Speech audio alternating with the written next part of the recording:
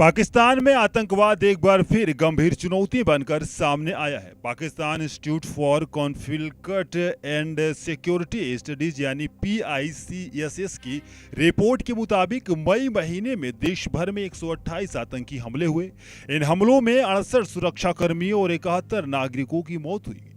इसके अलावा कई लोग घायल भी हुए। रिपोर्ट बताती है कि मार्च और अप्रैल के मुकाबले मई में आतंकियों की गतिविधियां काफी बढ़ गई। सुरक्षा एजेंसियों की तमाम कोशिशों के बावजूद आतंकी संगठन लगातार हमला करने में सफल रहे। यही वजह है कि पाकिस्तान में सुरक्षा व्यवस्था और आतंकवाद विरोधी रणनीति को लेकर नए सवाल खड़े हो गए। लगातार बढ़ती हिंसा ने आम लोगों के साथ साथ सुरक्षा बलों की चिंता भी बढ़ा दी है। पाकिस्तान में आतंक बेलगाम, सैनिकों पर बढ़े हमले, हर दिन नया हमला। रिपोर्ट के अनुसार मई 2026 में बलूचिस्तान सबसे ज्यादा प्रभावित प्रांत बनकर सामने उभरा। यहाँ 71 आतंकी हमले दर्ज किए गए, जो अप्रैल के मुकाबले दोगुने से भी ज्यादा हैं। इसके अलावा खैबर पख्तूनख्वा और राजधानी इस्लामाबाद में भी आतंकी घटनाओं में बढ़ोतरी दर्ज की गई। 4 आत्मघाती हमलों ने सुरक्षा एजेंसियों की चिंता बढ़ा दी। विश्लेषकों का मानना है कि बलूचिस्तान और सीमावर्ती क्षेत्रों में सक्रिय आतंकी संगठन अब पहले से ज्यादा संगठित तरीके से हमला कर रहे हैं। लगातार बढ़ते हमलों ने यह संकेत दे दिया है कि पाकिस्तान के कई हिस्सों में आतंकवाद अभी भी मजबूत चुनौती बना हुआ है।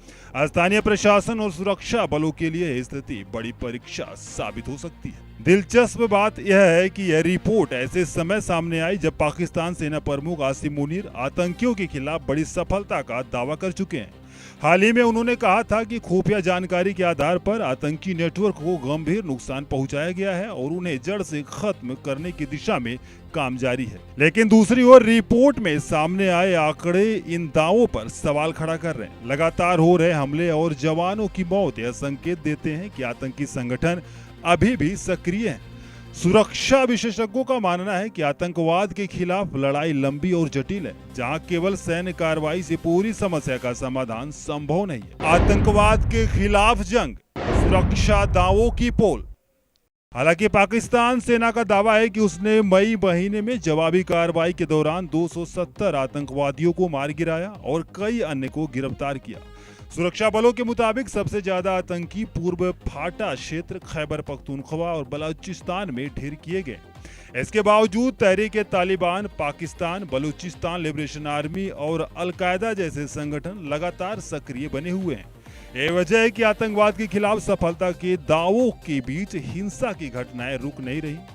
पाकिस्तान के सामने अब सबसे बड़ी चुनौती आतंकवादी नेटवर्क को पूरी तरह खत्म करने और सुरक्षा व्यवस्था को मजबूत बनाने की है। फिलहाल आंकड़े बताते हैं कि आतंकवाद के खिलाफ जंग अभी खत्म होने से काफी दूर है।